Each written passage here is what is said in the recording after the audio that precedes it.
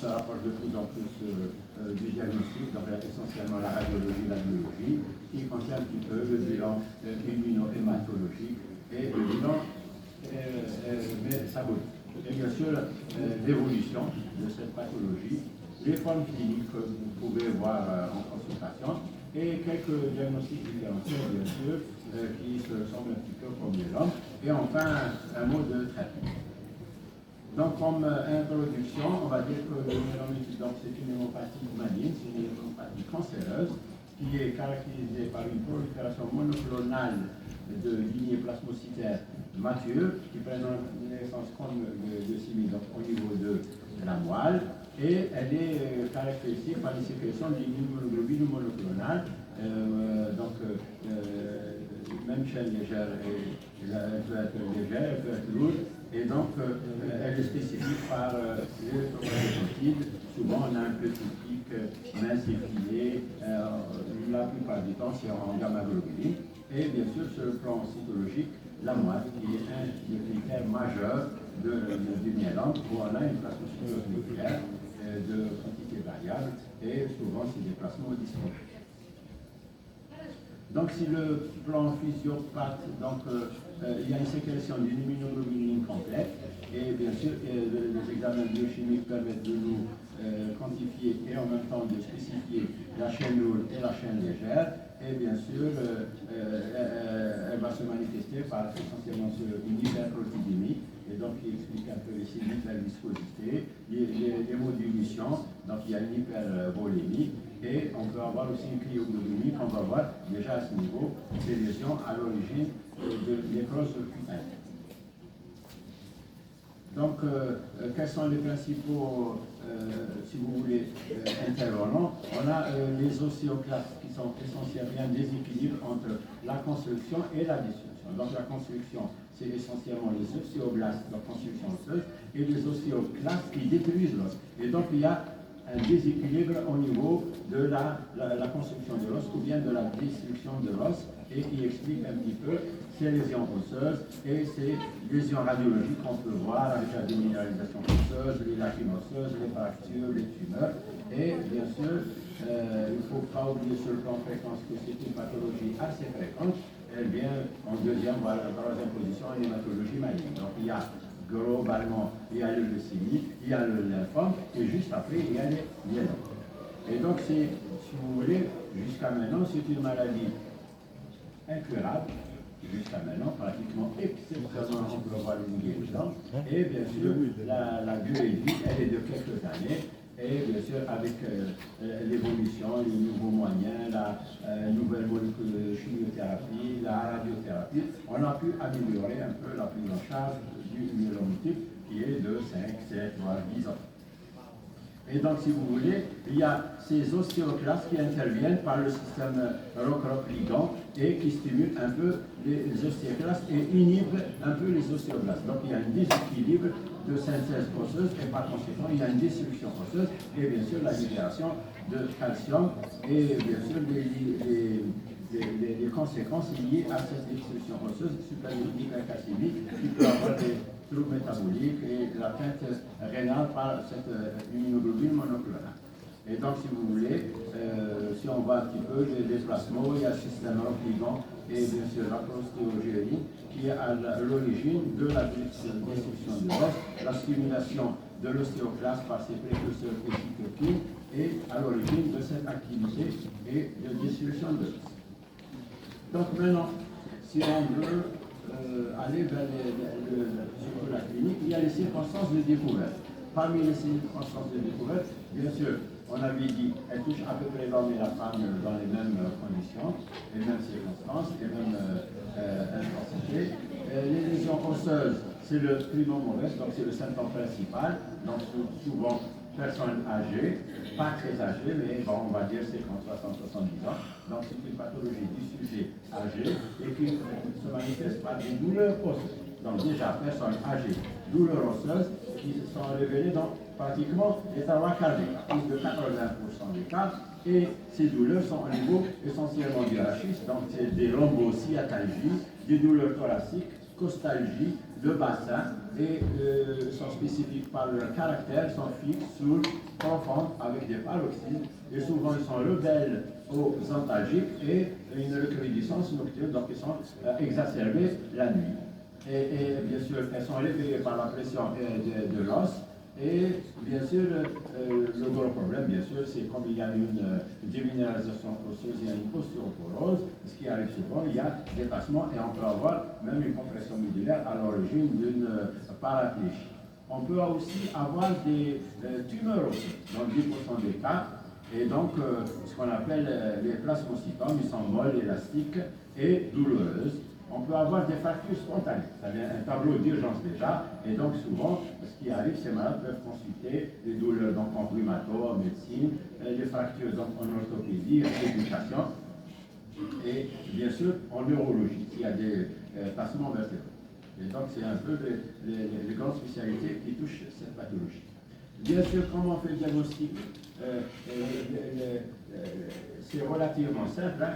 Une personne âgée, elle a mal, elle souffre, et donc c'est une douleur qui est chronique, qui évolue depuis, on va dire, 2-3 mois, 4 mois.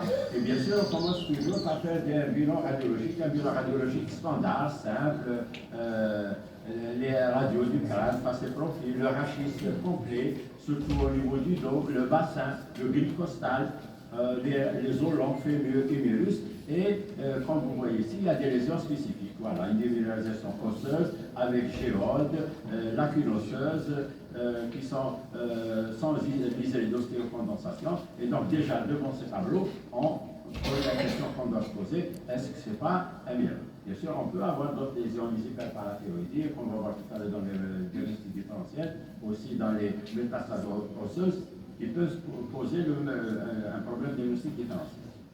Et regardez, vous avez le tassement, cet aspect cunéiforme, et ça peut s'affaisser et donc donner une compression médulaire. Et bien sûr, l'ostéoporose, une décalcification diffuse, et bien sûr, ça peut simuler, surtout une personne âgée, une dame d'un certain âge, avec la ménopause et les douleurs osseuses. Premier diagnostic, l'ostéopénie liée à l'ostéoporose, liée à l'âge.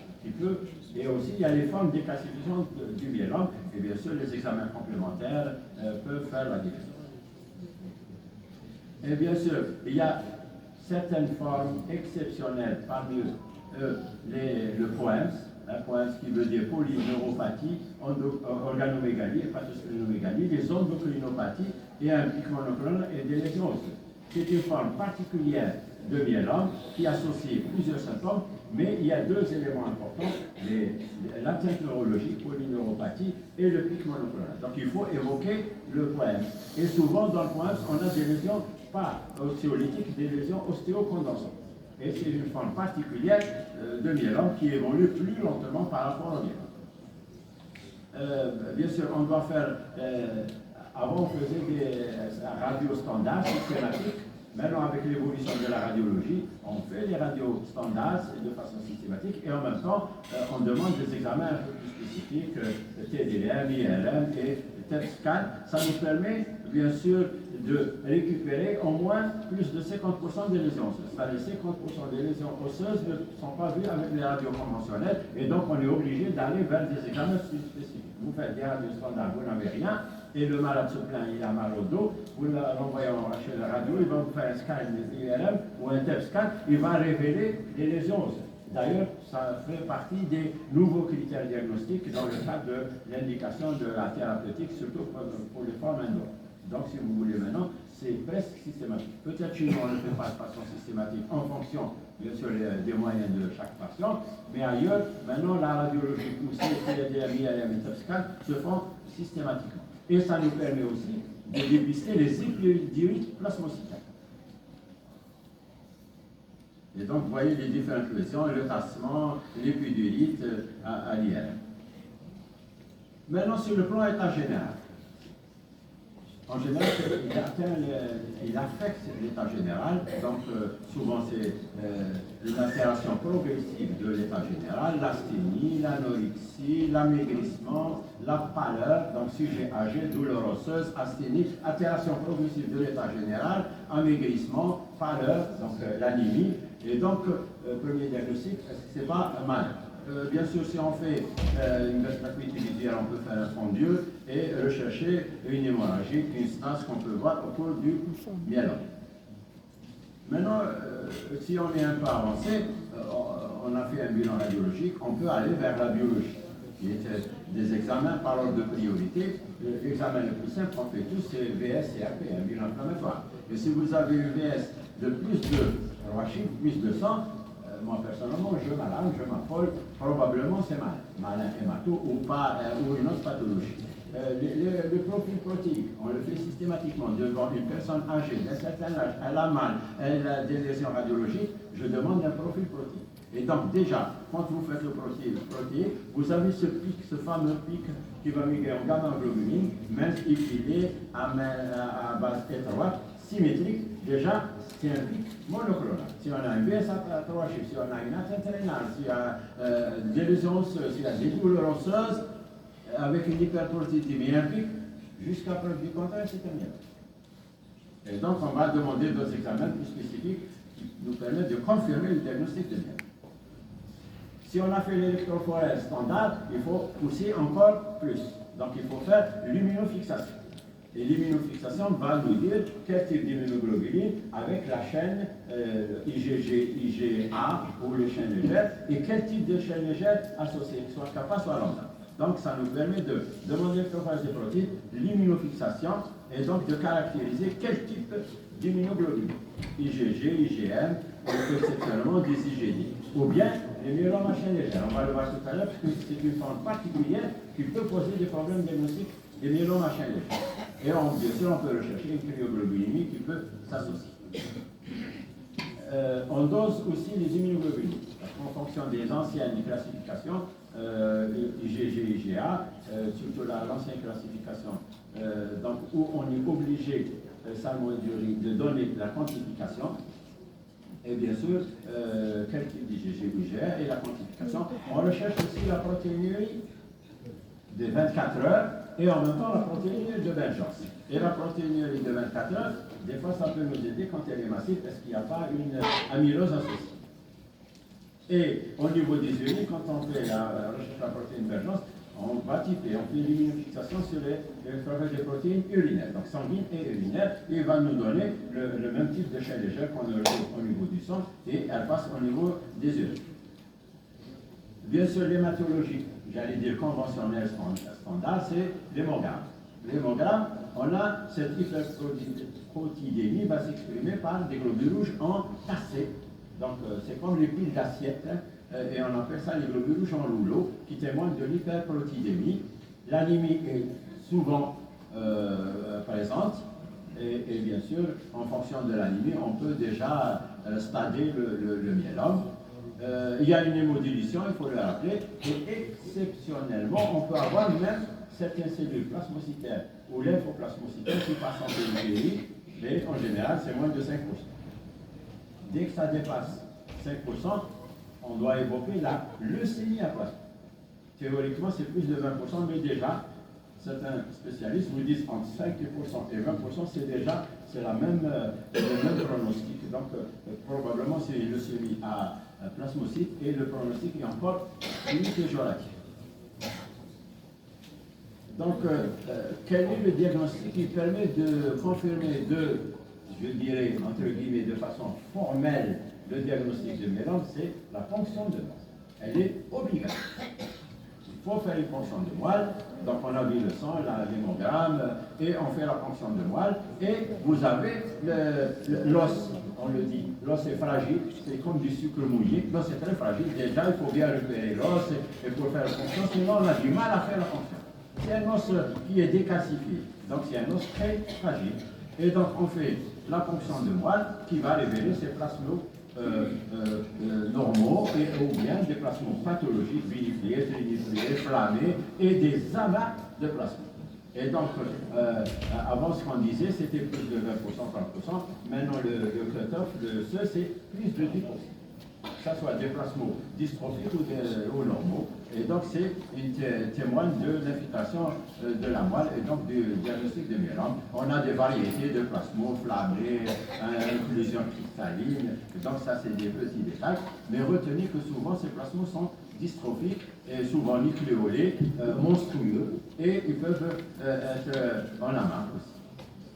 Et bien sûr, si on a des problèmes pour faire la ponction parce qu'il y a de la fibrose, souvent on est amené à aller plus. Ou bien quand il y a des problèmes de frontières, vous allez voir tout à l'heure, qu'il y a des formes de frontières, il y a le mucus, qu'on appelle le mucus, il y a le plasmocytome au myélome indolent, et il y a le myélome symptomatique. Et ces formes frontières, des fois, posent problème. Et donc, parce que dans les formes de mucus, gamma-fertile monoclonale indéterminée, de signification indéterminée, on ne traite pas. Et on a des séries, des dizaines de malades qui font un petit pic, surtout lié à l'âge, et on ne traite pas. Juste une surveillance, on s'assure que c'est un plasmocytome ou un buste indolent, et on ne traite pas, et on respecte. Et des fois, ça met des années et on ne traite pas.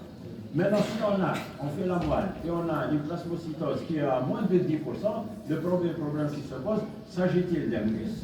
Parce que, si vous voulez, il y a trois tableaux classiques. Il y a le mucus, on a moins de 10% de plasmo et on a moins de 30 grammes de protéines, monoclonales, bien sûr. Et le myélome asymptomatique, small d multiple myéloma, on a plus de 10% de plasmo et plus de 30 grammes de protéines monoclonaux, donc IgG ou IgA, et on n'a pas de symptômes liés au myélome. Quels sont les critères des symptômes du myélome? C'est ce qu'on appelle communément les critères CRAB. Donc c'est l'hypercalcémie, c'est l'anémie, c'est l'atteinte rénale, c'est les lésions osseuses. Donc si on n'a pas tout ça, on reste sur myélome. On reste sur mucus. Si on a des symptômes, ça y est, ce n'est plus un mucus, il est symptomatique. Ça, c'est les anciens critères. Maintenant, il y a de nouveaux critères. Ce n'est plus le TAP, c'est CRAB plus ce qu'on appelle le SLIM. Le SLIM, il va aller dans le détail parce qu'ils ont suivi des séries de malades et ils ont vu que, par exemple, certains patients qui ont certains symptômes biologiques évoluent plus vite ou radiologiques. Et donc, ils ont suivi ces malades et ils ont vu que ces malades, au bout de 2 années, ils évoluent vers le myélome. Donc, ça veut dire quoi? Ça veut dire que ces malades, il faut les traiter, il ne faut pas attendre l'évolution vers le myélome de façon spontanée.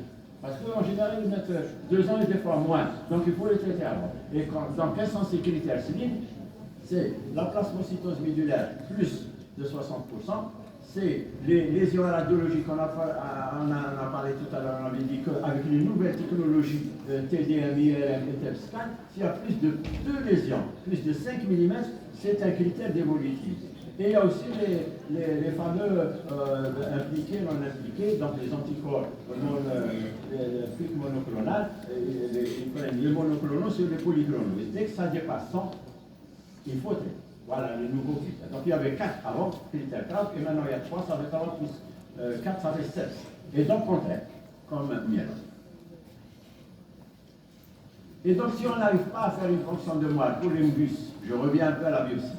Ce qu'on fait, nous en pratique, on fait une première fonction, voire une deuxième, on négocie avec le malade, 1 semaine, 1 mois, 2 mois, 3 mois, et on est sur le mucus, mais avant de dire que c'est un mucus, moi personnellement, je vais faire une histologie, une biopsie de moelle. Et si on fait une biopsie de moelle, on fait une étude de la monoclonalité sur l'étude histologique, et il n'y a pas de monoclonalité, il n'y a pas de plasmocytose, et donc on va dire, probablement il s'agit d'un mucus, et on va suivre l'évolution. Et j'ai des malades qui évoluent depuis des années. Et un petit pourcentage, on va dire moins de 10%, vont évoluer vers le myélome. Maintenant, bien sûr, on va aller vers le bilan métabolique. Métabolique, c'est surtout l'atteinte rénale, l'hypercalcémie, gâchette légère. Elle passe de filtre ou bien elle n'est plus réabsorbée, donc elle va passer au niveau du rein et on aura une insuffisance rénale. Et parmi les tableaux de gravité aux formes graves du myélome, c'est l'atteinte rénale, qui est un facteur de mauvais pronostic. Donc, ce qu'on appelle les casses néphropathiques, c'est des néphropathies à chaîne légère. Et donc, bien sûr, on fait, comme j'ai dit tout à l'heure, la protéinurie, rechercher l'immunofixation sur les urines, et bien sûr, le bilan rénal.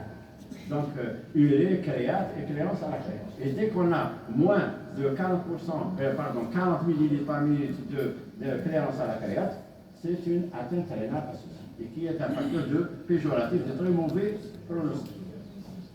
Maintenant, le pronostic, Le pronostic, on a les anciennes classifications, ce qu'on appelait avant la classification de Salmon-Iduri, qui tenait, il y avait 3 stades, 1, 2, 3, en fonction des lésions radiologiques, en fonction de la teinte rénale, de l'anémie et du pic protéique et de l'hypercalcémie. Et il y a le nouveau critère d'ISS, Index international, et qui prend en charge 2 paramètres simples, le taux de LDH et le bêta de microglobule. Et bien sûr, si on a un taux de bêta 2 élevé, plus de 5,5, c'est un stade 3. S'il est entre 3,5 et 5,5, c'est un stade 2, moins de 3,5, c'est un stade 1.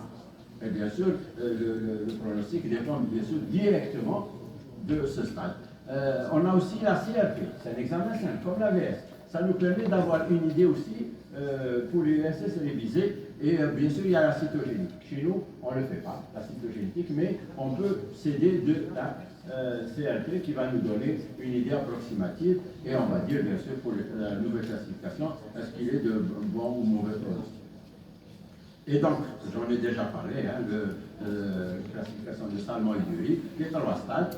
Stade 1, plus il n'y a pas l'hémoglobine légère, plus de 10 grammes. L'hypercalcémie, elle est inférieure à 120.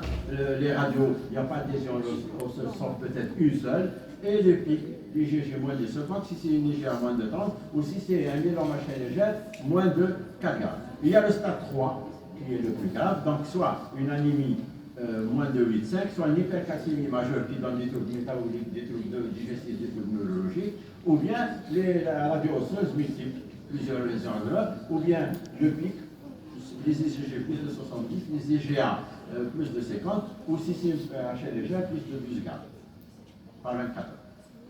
L'évolution du myélome, j'ai dit tout à l'heure, MUS, myélome indolent et myélome. Maintenant, bien sûr, le myélome indolent ou le myélome mucus, on ne le traite pas. Abstention, surveillance. Bien sûr, il va évoluer vers le myélome, mais bon, des fois, il faut des années et des années. Maintenant, une fois qu'il est symptomatique, une fois qu'on a les critères, on en a parlé tout à l'heure, CRAB ou SLIM, il faut traiter.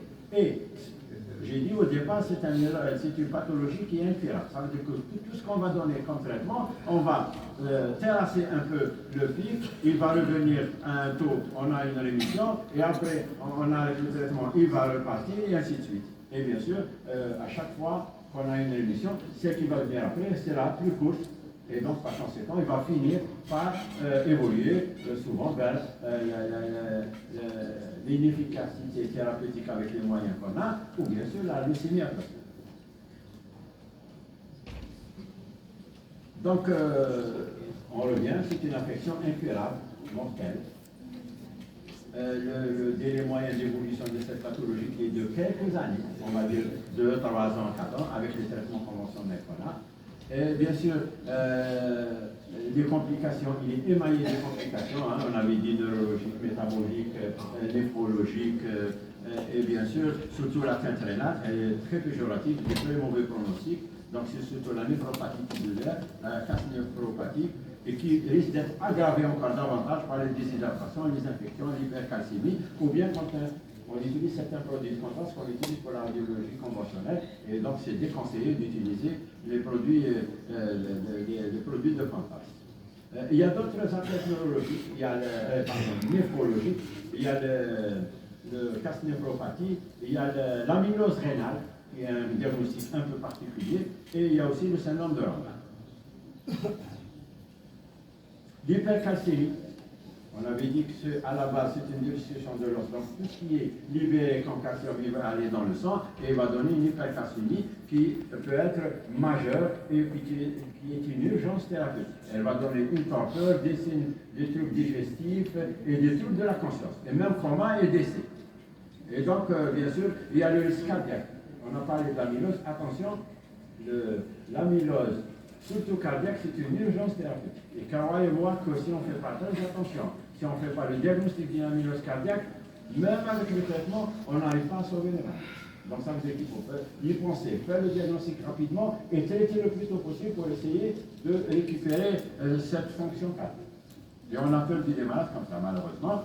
On a parlé des complications neurologiques, on en a parlé, la compression médulaire, c'est connu, donc elle donne une tétraplégie, ou bien l'infiltration épidurale qui donne une polyneuropathie sensitive motrice.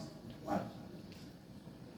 L'hypercalcémie revient tout le temps dans l'état d'atteinte digestive. Et un petit mot sur l'amylose. Je vous ai dit tout à l'heure, on fait la protéinurie de 24 heures. Si elle est massive, il faut évoquer une atteinte rénale. Et si on a une atteinte rénale, elle peut s'associer à une atteinte cardiaque, qui est une urgence thérapeutique. Elle peut s'associer à une atteinte digestive, parmi les signes discrets, la macroglossie. Vous avez les épaules d'athlète. Tout ça, c'est une infiltration. Hein, les localisations cutanées. Et donc, il faut y penser. L'atteinte articulaire, l'atteinte digestive, l'atteinte cutanée. Et souvent, c'est l'apanage des myélomes, soit chez les légère, soit les myélomes IgA, moins fréquent dans les myélomes IgG. Donc, il y a les autres atteintes rénales. J'ai parlé du syndrome de Rondal. Donc, c'est une protéinurie tubulaire, glomérulaire. Et bien sûr, pour faire le diagnostic, on va vers une biopsie rénale. Dans la casse néphropathie liée à les chaînes légères, on ne fait pas de biopsie rénale parce que dans 70% des cas, c'est ça. Donc, ce n'est pas la peine d'aller vers la biopsie rénale. Sauf dans le syndrome de Rondal, on est obligé de faire une biopsie rénale. Les infections, bien sûr, on avait dit qu'il y a une synthèse monoclonale d'une protéine de mauvaise qualité au dépend des autres protéines. Donc, ça veut dire qu'il y a un déficit immunitaire et souvent on a une hypogamma et donc, du coup, on a beaucoup d'infections chez ce genre de maladie. Les complications hémorragiques, bien sûr, on avait dit il y a une pancytopénie, anémie, thrombopénie et leucopénie. Donc, infection, hémorragie et bien sûr l'anémie. Il y a des troubles lipidiques, bien sûr. Maintenant, les formes cliniques. Les formes cliniques, il y a certaines formes cliniques qui méritent une attention particulière. Et parmi ces formes cliniques qui méritent une attention particulière, c'est le myélome à chaîne légère. Le myélome à chaîne légère, il est sourd. Pourquoi? Parce qu'il peut nous passer sous le nez. Pourquoi? Parce qu'à l'électrophage des protéines, on peut ne pas avoir de pic. Et donc, du coup, on va dire qu'il n'y a pas de pic, ce n'est pas un myélome. Méfiez-vous. On peut avoir une hypogamma isolée, parce que les chaînes légères vont passer au niveau des urines, et donc on ne va pas les voir à l'électrophage des protéines sériques. Donc, c'est une forme particulière, il faut se méfier. C'est une forme hyperagique, et la VS peut être normale, donc méfiez-vous, ou légèrement accélérée, et donc vous dites, ah non, il n'y a pas de pic, VS légèrement accélérée, donc probablement il ne s'agit pas d'un myélome. Non, méfiez-vous, le myélome à chaîne légère, il a des formes un peu particulières, donc on avait dit l'AVS, la protéidémie peut être normale parce qu'il y a une protéinurie et il n'y a pas de pic, sauf qu'il y a une hypogamma. Donc dès que vous avez une hypogamma, au lieu d'une hypergamma avec un pic, pensez-y, le myélome à chaîne légère, le myélome IgD ou les myélomes non sécrètes. Il y a des myélomes qui ne sécrètent pas, elles ne passent pas en périphérie, donc vous allez dire non, c'est pas un myélome, méfiez-vous. Qu'est-ce qu'il y a aussi? Bien sûr, on va aller vers les urines. On n'a rien trouvé au niveau de la moelle, au niveau du sang, on va aller vers les urines. Et quand on va aller vers les urines, on va retrouver la chaîne légère. Et souvent, il y a de très mauvais pronostics, et quand il y a une chaîne légère, en général, il y a une atteinte rénale. Donc, c'est ça l'astuce. L'atteinte rénale, la VS qui n'est pas très accélérée, il n'y a pas de le myélome à chaîne légère. Et bien sûr, il y a de nouvelles techniques maintenant qu'on le fait depuis quelques années chez nous en Algérie. Donc, c'est les free light chains. Les free light chains, c'est quoi? On va aller rechercher le rapport kappa-lambda. Et avec le rapport kappa-lambda, il y a une fourchette. Dès que ça dépasse en dehors des fourchettes, attention. C'est-à-dire même la protéine de Bergence, c'est un vieux examen très ancien. Maintenant, on le fait justement juste pour comparer, mais on fait des free light chains. Et si les free light chains sont en dehors des fourchettes, attention. Donc il y a une pathologie qu'il faut fouiner. Bien sûr, on fait la moelle, on fait les radios. Il y a aussi, je vous ai dit tout à l'heure, quand il n'y a pas de pic, méfiez-vous, il y a des myélomes qui ne sécrètent pas, qui n'excrètent pas. Ils sécrètent, mais ce n'est pas excrété. Il faut aller vers l'immunofixation sur les plasmos médulaires. Et donc, vous allez passer à l'autre. Donc, il faut y penser. Et maintenant, avec cette, je vous ai dit, les free light chains, on est aidé. On est aidé dans l'approche diagnostique, on est aidé dans l'évaluation thérapeutique et on est aidé aussi pour surveiller et guetter les risques. Il faut se prendre. Il faut conclure. Bon, ça c'est de la napate, les biopsies. Donc il y a les plasmocytomes solitaires, donc c'est des lésions isolées, uniques. Donc pensez au myélome. Donc ils peuvent être osseux ou extra-osseux, digestifs, et le diagnostic il est histologique. Il y a les leucémies à plasma, j'en ai parlé, moins de plus de 20% de plasma, mon péjoratif de très mauvais pronostic. Le diagnostic différentiel, on doit évoquer l'ostéoporose, puisque c'est des personnes âgées, l'ostéoporose, est-ce qu'elle est bénigne ou maligne? Donc attention, il ne faut pas passer devant un myélome, devant des géodes et tout, bénin, pas bénin, ou la plasmocytose médulaire, est-ce que c'est une plasmocytose médulaire liée au myélome, ou là, c'est une plasmocytose réactionnelle, qu'on peut voir au cours de beaucoup de pathologies, les cancers, les collagénoses, ou bien c'est un pic polyclonal qui n'a rien à voir, il ne faut pas s'approcher. Sur le plan immuno, on avait dit lingus, il y a IgM, IgD, IgA, je passe. Bon, un peu de physiopathe. Ah oui, il y a des myélomes à IgM. Parce que d'habitude, qu'est-ce qu'on vous dit? Tout ce qui est IgM, c'est soit Waldenström, soit un lymphoplasmocytaire. Donc attention, on peut avoir des formes typiques de myélome à IgM. C'est rare, mais ça existe. Donc le Waldenström ou le lymphoplasmocytaire, c'est un diagnostic d'élimination par rapport au myélome. Waldenström, c'est une viscosité et c'est une infiltration polyclonale. Bien sûr, les lymphomes, il y a la rate, c'est un autre. Les nécrospitaliens, on a parlé tout à l'heure de l'acrocyanose, donc on a des nécrospitaliens, on peut voir. Les syndromes lymphoprolifératifs aussi, c'est des trucs intermédiaires, lymphome et myélome, attention. Bon, le traitement, globalement, on résume, le traitement, il y a les anciens traitements. On faisait les corticoïdes, les agents alkylants. Maintenant, il y a de nouvelles armes thérapeutiques, globalement, les IP, les inhibiteurs du protéasome, donc le bortezomib, le carfilzomib, l'ixazomib. Il y a aussi les imides, les anciennes molécules, thalidomide, pomalidomide, revlimide. Tout ça, c'est de nouvelles molécules. Et l'association des molécules, plus la radiothérapie, plus l'autogreffe, l'intensification a permis d'améliorer de façon considérable la prise en charge du myélome. Il y a les anciens schémas pour les personnes âgées ou pour les personnes tarées, et les personnes jeunes, moins de 65 ans, on associe IP, IMID, corticoïdes, les anticorps monoclonaux et l'autogreffe.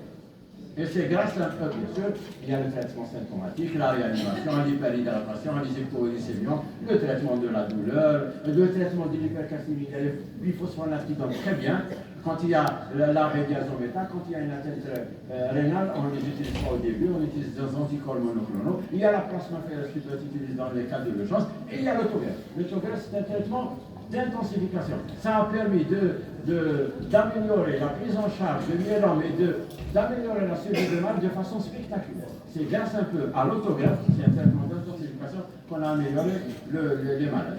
Bon, l'indication, on l'a vu, les indications, les stades, Mungus et myélome stade 1, pas de traitement, 2, 3, donc jeune, on met une chimio, on agresse, on met les nouvelles molécules, on met l'autogreffe, et le CGAG, c'est une chimiothérapie relativement douce. Voilà.